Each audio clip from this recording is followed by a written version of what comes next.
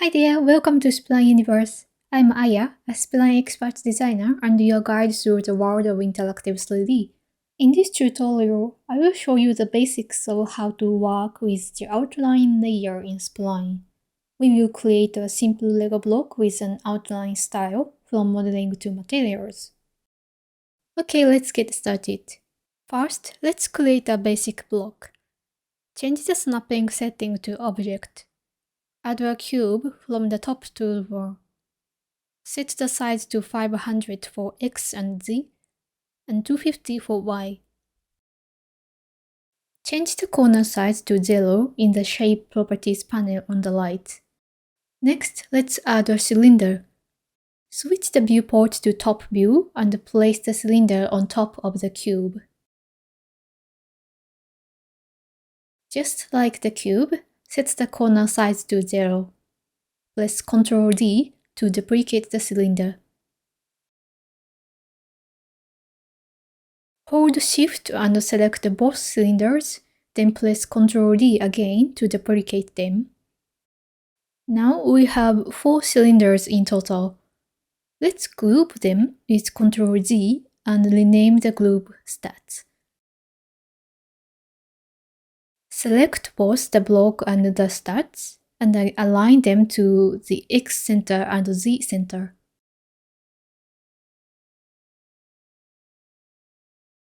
Then group them together with Ctrl Z and rename it Block 1. That's it for the modeling part today. Now we have our basic block.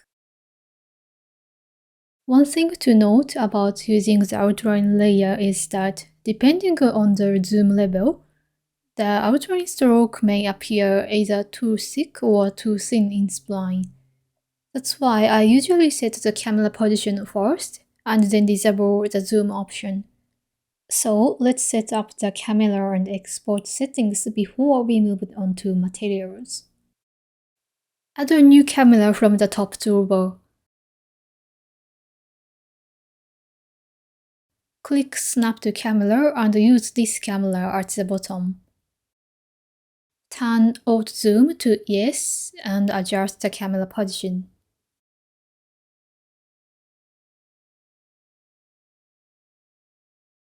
Then lock the camera layer. Double-click it and rename it Camera 1. Next, open the Export settings from the Export button. Change the Play Settings Camera to Camera 1. In the Zoom settings at the bottom, set Zoom to No, and under Touch Settings, change the Zoom option to None. Now, in the exported scene, users won't be able to zoom in or out. Okay, let's go back to the material settings. Select Block 1 and open the material panel on the right. Click the plus button to add a new material asset and name it Blue. Open the details and change the color to blue. My color code is 2862E3, but feel free to use any color you prefer. Click the plus button again to add a new material layer. Then click the arrow and choose Outline Layer. You can adjust the outline width, which controls how thick the outline appears. Set the width to 2. You can also change the threshold value. The higher the threshold, the thinner the outlines inside the cube become.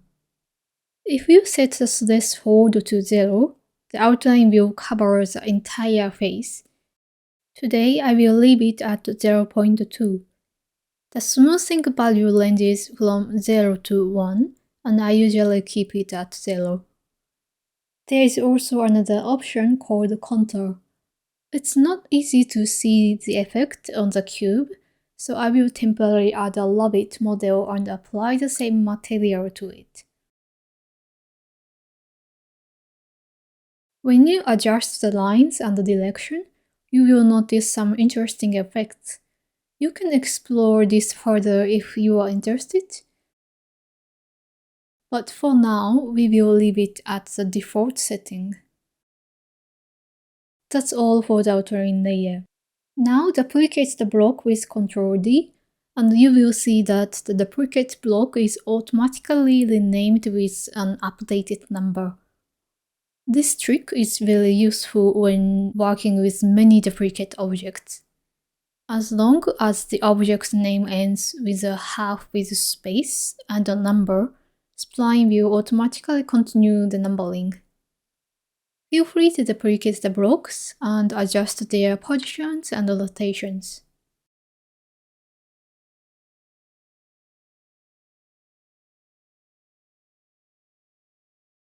If you connect the blocks together, you can make a longer block shape.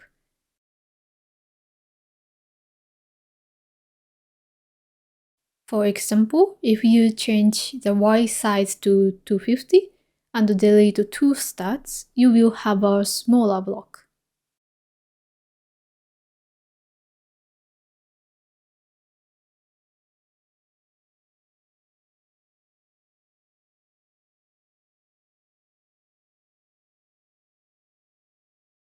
Let's add more colors. Open the material panel, right-click on the blue layer and select Duplicate. Rename it Yellow. Then open the material asset and change the color to yellow. Repeat the same step to create a red version. Now we have red, blue, and yellow blocks. You can of course create your own color asset as well.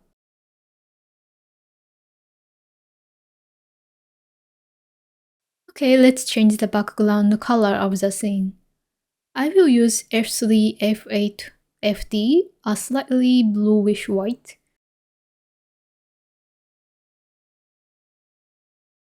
Adjust the light position as you like. If you would like to add an interaction, group the block with Ctrl D so that the rotation resets to 0. Rename the group, then add a new state and change the X rotation to 360. Add a new event with the trigger set to mouse down, and make sure the target is on this object. Change the mode to repeat each time, and set the transition animation to spring. Preview it, and you will now see a nice 3D outline style block with a click interaction. If you want to apply the same interaction to other objects, first, set up the states for all of them.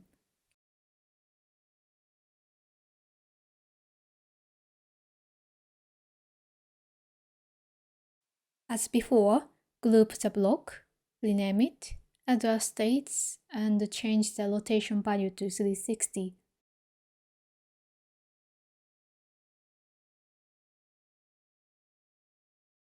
You can adjust the X, Y, or Z rotation value.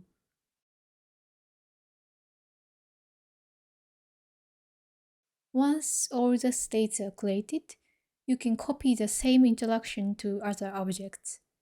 Right-click the first object with the event and select Copy Events. Then right-click another object and select Paste Events. Make sure to change the target to the object you selected.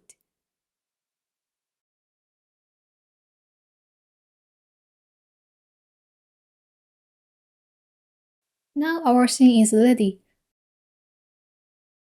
You can export the scene from the top right by click the Export button. Make sure to update the scene first. That's all for today's adventure in the Spline Universe.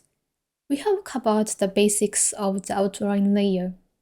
If you enjoyed this tutorial, please give it a like and subscribe. It really helps motivate me to keep creating more for you. Thank you so much for watching and see you soon. Bye!